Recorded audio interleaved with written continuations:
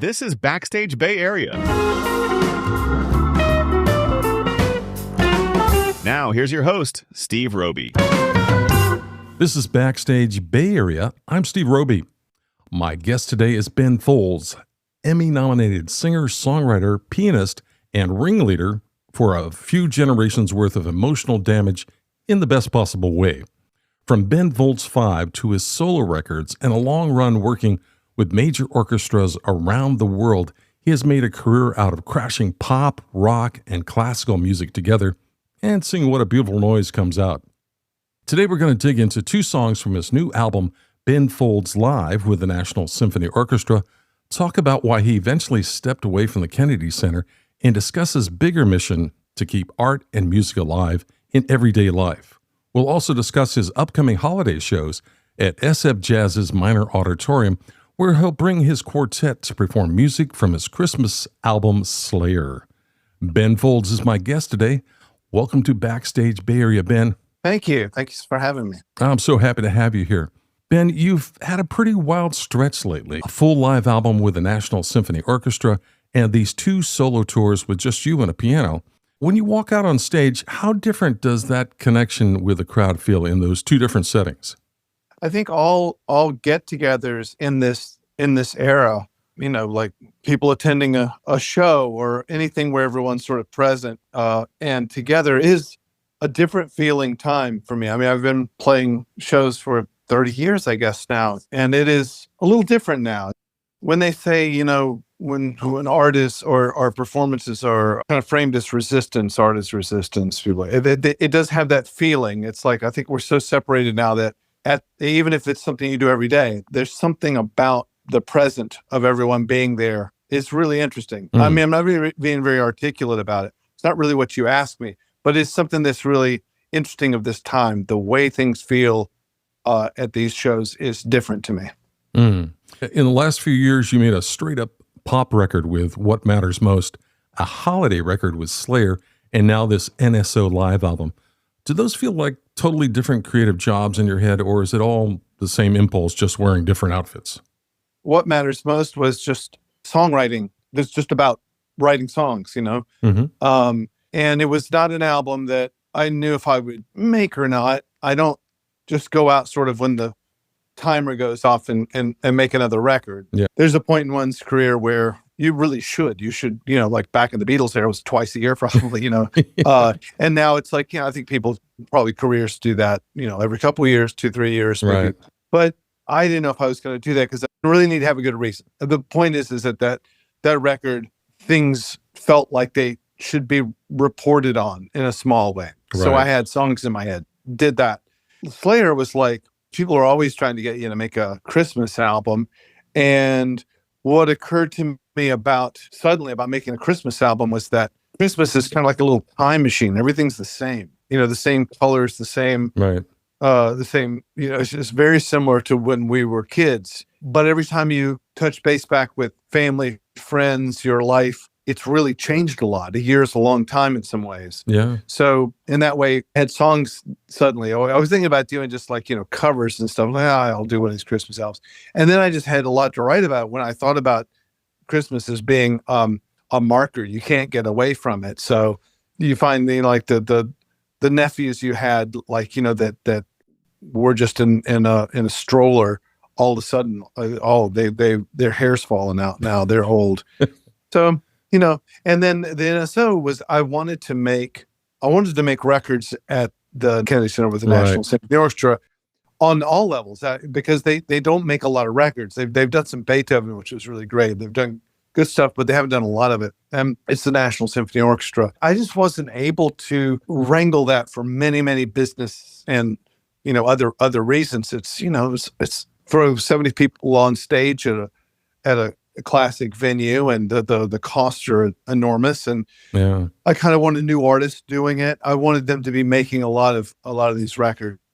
Just hadn't worked out yet. And I suppose what I was thinking was, let's get mine out there, because I'll just take my hall fee.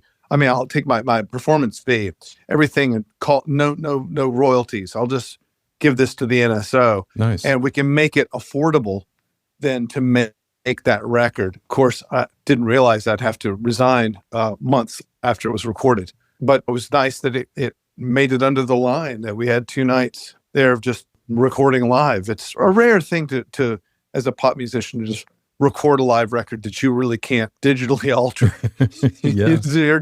You're there. Like, Right. you've just done it. You can edit some, but I think it's a really neat thing to have captured. Yeah. Well, speaking of that album, your team was kind enough to send over a few tracks to play on the show today. And the first track we're going to feature is called Christine from the 7th grade, which listeners might know from your album, What Matters Most. And from this new live recording with the orchestra, what brought Christine from the 7th grade into this symphonic setting? And what did you want the orchestra to add to the story and the emotional weight of that song? Well, not all songs are really, not all music is really best done with an orchestra. It's not there to make you sound important, especially with kind of pop-ish music. You really have to choose carefully what you're doing. I think that I prefer the version with the National Symphony Orchestra over the recorded version in many ways. It's drawn, Jarek Bischoff was the orchestrator on that, and he mostly drew the strings from my string quartet arrangement that I did on the album. And I suppose when I wrote that arrangement, it was really more appropriate for a larger group anyway. Quartets are rough for me, and that should tell anybody that I'm not a great arranger, because quartets, you have to master those small groups first before rushing off to the big ones. Anyway, all I had to say is that I think that it's a big thought. It's got big sort of harmonic movement that's appropriate for the orchestra, and it stands up to and even thrives with a little bit of drama. The drama, could even be read as almost satire in a way. I just think that works. Yeah. I've written songs before that I know that they don't work with the orchestra. And when I was curating and producing all these shows with artists and the NSO for nearly a decade, that was, to me, the first order of business, was just to be really honest about this song. I love your song, but this doesn't work with the orchestra. There's no reason for it. Why do you want that? So it's a great question to ask. If it tells a story, the orchestra can tell stories so well, but it's such a discipline because you don't use the entire orchestra almost ever. Unless you go full tutti sometimes, but you're really just using, if all you needed out of the orchestra was the oboist and the percussionist, that's what you should use. Yeah. Well, it was a great setup, Ben. Let's listen to it now. This is Christine from the 7th grade from Ben Folds Live with the National Symphony Orchestra. We'll talk more with Ben on the other side. This is Backstage Bay Area.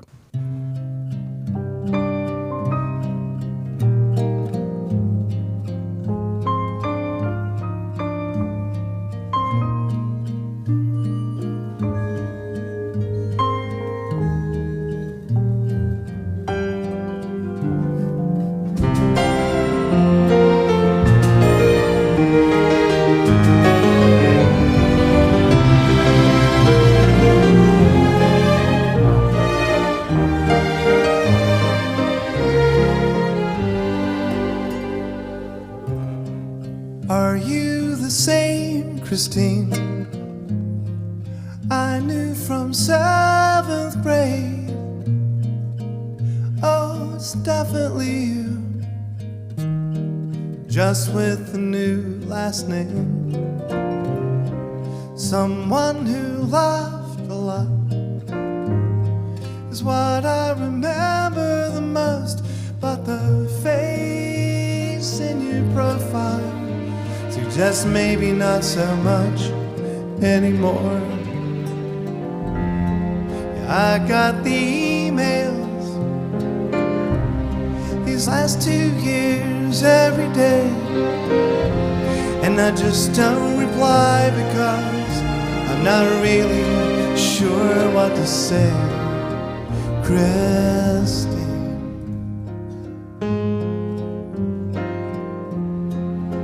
from the 7th grade.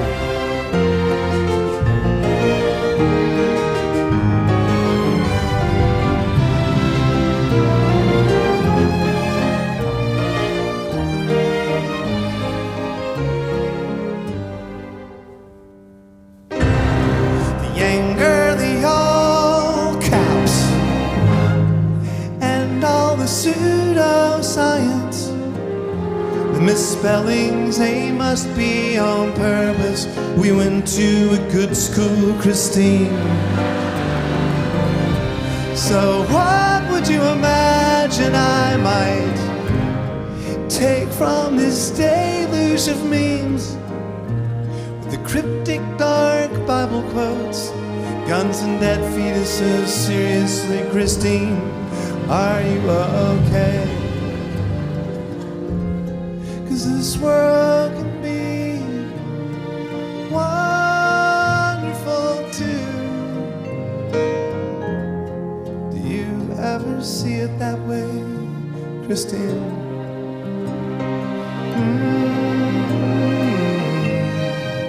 From the 7th grade.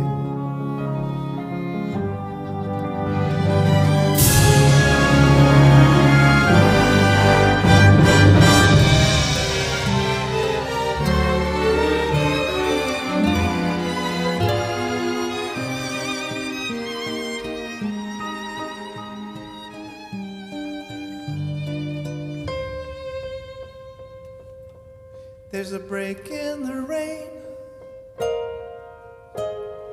a perfect time for a walk, the smell of wet leaves, a worm smiles and hellos. These things exist in the real world, you know. Oh, what a shame, Christine, this disease that makes strangers of friends. But these days it's really us's and them's. Maybe you should just take me off both of those lists. 'Cause it's such a short and sad and beautiful life. Do you ever see it that way?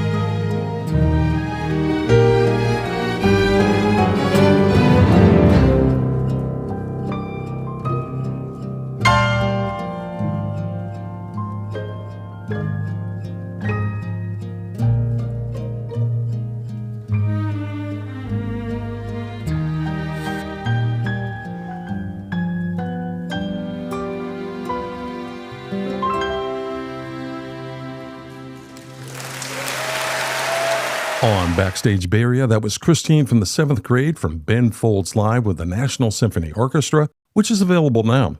Ben Folds is my guest today. Ben, this live album that we just heard from with the National Symphony Orchestra was recorded at the Kennedy Center just before you stepped down from your post as artistic advisor there. How did it feel to capture those two solid sold-out nights at that particular moment in your relationship with the orchestra and the institution? Well, every time I play with an orchestra, I do sort of pinch myself. It's an amazing accomplishment to get that many amazing musicians on stage at once and to be with players who I'd worked with for 8 years plus. It's just all really rare. So I was aware of how special and how lucky I am to get to do that, you know. And the nights did feel pretty special. They were called Slap Out, which is really, really felt great. Mm-hmm. There was something in the air since DC. It's right before the election. It's, you know, it's a time in history. Right. Sometimes I think when you're capturing those things, you know it. I've had a couple times in my career where it was like the record light comes on for something important, and there's a calm that comes over me, and just knowing that it's almost like I've done it before. You know, so it has an importance to it. You know, even if it's not going to be known to everyone in the world, it's just at least there's something significant about it. It's a little bit like magic hour when you're at the beach with your camera and there's that moment where suddenly the light is perfect and anything that you shoot seems to look good. That's kind of the way it felt. It felt like it was really meant to be. You're passionate about keeping art alive in people's daily lives, and that's reflected in your advocacy for arts funding and music education, as well as in your Keys for Kids program, which provides instruments and lessons to young students. Bravo. When you consider the current state of arts and arts education and funding, what feels most urgent to you, and what kind of impact have you observed when young people gain access to instruments and teachers? Well, people are inherently artistic and creative and expressive. And that's what makes people different than the other species, honestly, right? Yeah, right. And we don't thrive unless that is cultivated. And you can't cultivate it unless you recognize it. So this sort of bleak world that we're being sold by, by the right wing and have been for some time is really having a sort of it has the effect of people are just nervous systems that go to work to churn the great machine, and you should be so lucky to have your job, and that's it. When really, that's great. Working is awesome. I've got a great work ethic, I think. But it's all about why you're here, who you are, what you feel like, how you relate to other people. Civilization itself turns more smoothly when everyone is communicating on the highest level you can. Sure. Having kids understand that they are inherently expressive, creative, means they make better decisions, communicate with other people better. Language gets you a long way, but art is like, true poetry is like, they talk about, a picture's worth 1,000 words, or, the whole thing about poetry is exactly that. A word can be worth 1,000 words. It's like a zip file that you put it together. There's no other communication like it. It requires art. Anyway, all that to say is I just think that you have to, first of all, let kids know that it's not such a bleak world. You have a voice and ideas and can communicate those things, and you can make good decisions, and you can work all the time. But with that work, why are you doing it? What's the greater beauty in your short life?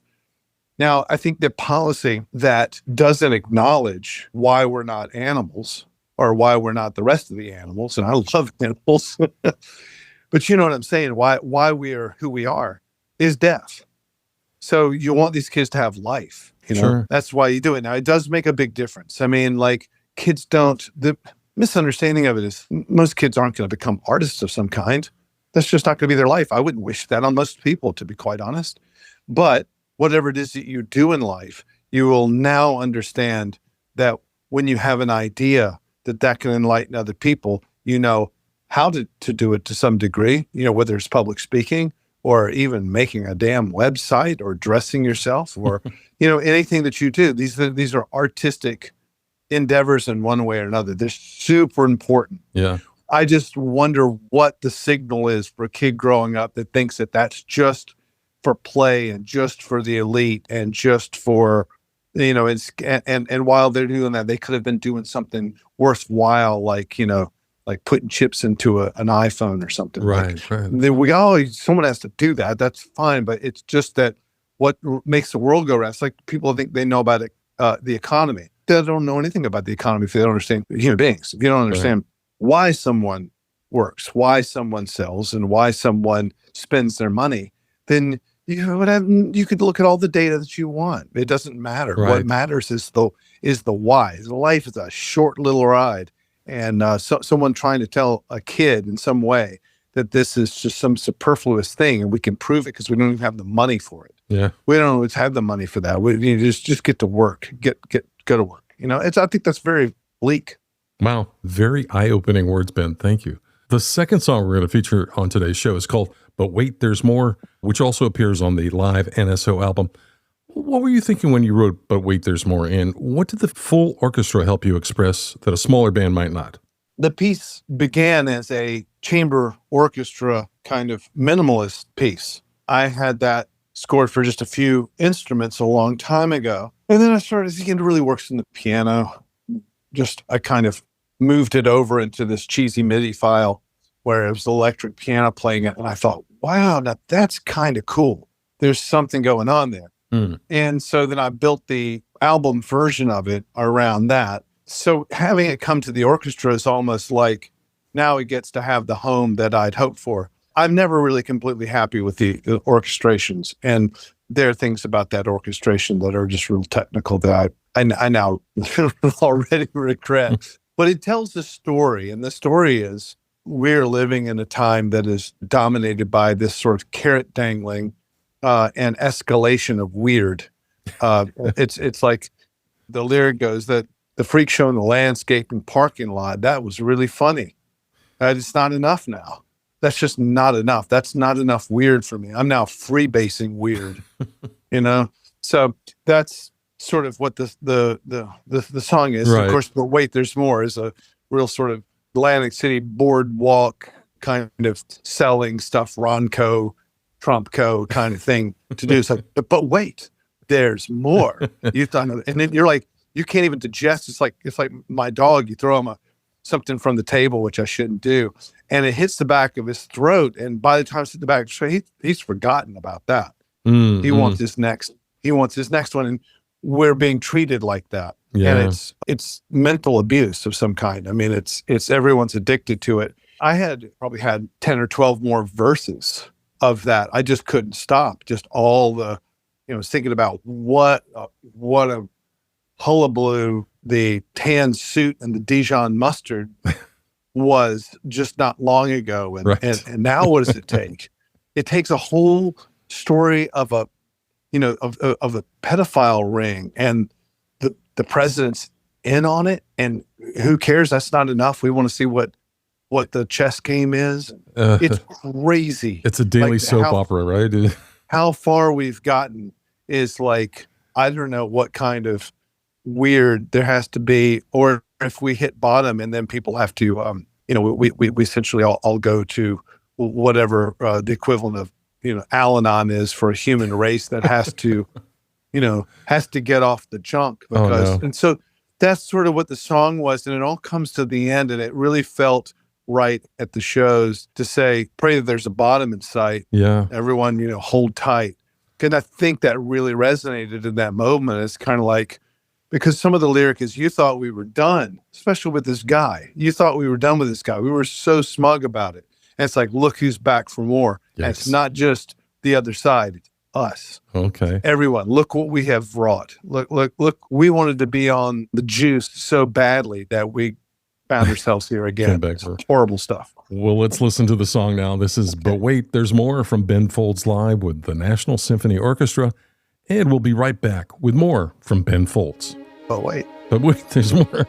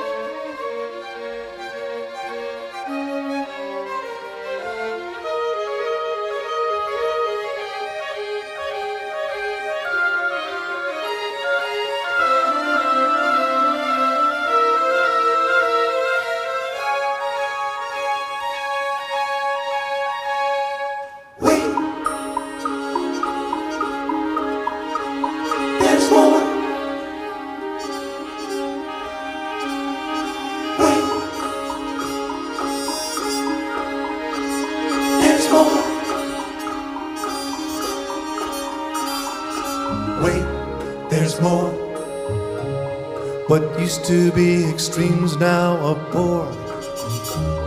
That freak show in the landscaping parking lot was oh so funny then, now it's not enough. But wait, there's more.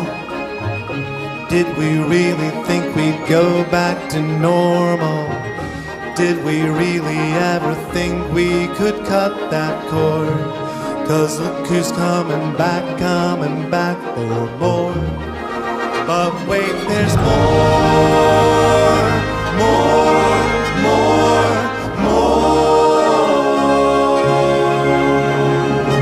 Do you still believe in the good of humankind? I do.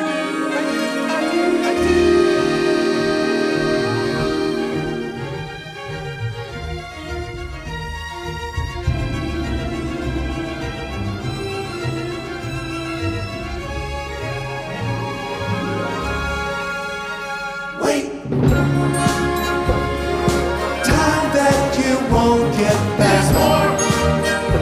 All the places you'll never see. Wait. Books that you might have read. There's more. Landmarks you can't unsee. Oh wait, there's more. More.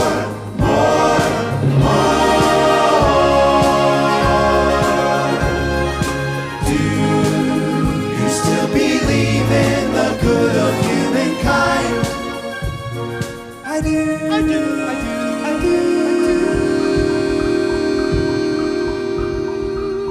There's more. Wait, there's more. Don't think that we can take too much more. Pray that there's a bottom somewhere in sight. Brothers and sisters, hold tight. You just heard But Wait, There's More from Ben Folds Live with the National Symphony Orchestra. I'm Steve Roby, and my guest is Ben Folds. Ben, you're bringing your quartet to SFJAZZ's Minor Auditorium for 2 holiday shows. Wait, there's more. Who's in the band with... It works, doesn't it? It does on everything. Who's in the band with you this time, and how are you shaping the set around your Christmas album, Sleigher? We're doing the songs that are on that Christmas record. Mm-hmm. A couple of others. Lindsay Kraft, who is my co-writer and duet partner on the song. So I've got, but wait, there's more in my head now. We can have this. She's in the band just because she sang that one song. But now it's like, oh, okay, good. We've got a chick's voice now, so we can do some stuff that I don't normally get to do with octaves and stuff. Ross Guerin, I think he's, in my opinion, he's one of the best harmonica players that's ever lived. He's absolutely stunning player. And friends, so anytime I've ever said Christmas in a song, the song gets in the set list. So it'll be fun. It's going to be real informal, and it's not like massive light show and a script or anything. It's just pretty chill. Sounds good. So for listeners thinking about grabbing tickets, are there any particular moments or songs from Sleigher and that you're excited to share in the show? I'm proud of the songwriting on the record because I didn't expect it. It was like just a rush of songs, like one about walking my dog through the surreal, quiet, snowy neighborhood of, suburbia last, I guess, 2 years ago now, maybe, I guess. It's like every house has the same exact inflatable Santas, one after another. And then in the morning, they've all run out of air and they're all on their backs. And no one was coming outside. It was quiet and just weird. And my dog, Maurice, hates those inflatable reindeer. Uh-huh. Just, I don't know. It's oddly, to me, like, it's kind of one of my favorite songs I've written in a long time. All right. And then there's this one called Christmas Time Rhyme, and that's really what the album is about, which is Christmas rhymes. It's like all the same element, but something's different. Oh, what's different? You only get so many of them, and then you die. So it's kind of, to me, it's about the cycles of life, and you can measure where you are much better when you have a measurement of what's the same. Right. If you don't have a baseline, then you don't know where you are. Right. And there's a really great cover on there too, which is a Mills Brothers song. It sounds like an afterthought at the end, but it's really great for this time. It came from the Great Depression era. And it's like, you don't have to just be a Santa Claus in Christmas. You can help a brother out, the rest of the year. Like, you don't just have to do it right now. And I think that's a neat song. All right. And a reminder for our listeners, Ben Folds and his quartet are coming to SFJAZZ's Minor Auditorium on Monday, December 8th, and Tuesday, December 9th. Both shows start at 7:30 p.m., and you can pick up tickets now at sfjazz.org. But wait, there's more. To learn about Ben's music, his tour schedule, and his projects, visit his website at benfolds.com. Ben, thank you so much for taking the time to talk with us today and all the great music you're putting out there in the world. Thanks a lot. Thanks for the thoughtful All right. conversation. I appreciate it. All right. Cheerio. Backstage Bay Area, we'll be right back. Hey musicians, would you like to be a guest on Backstage Bay Area? Just email the host and let him know when you'll be playing in the Bay Area. The address is backstage.sfbay@gmail.com. Now, let's get back to the show. This has been Backstage Bay Area, your all-access pass to the local jazz scene. I'm Steve Roby. Thanks for listening, and we'll see you at the show.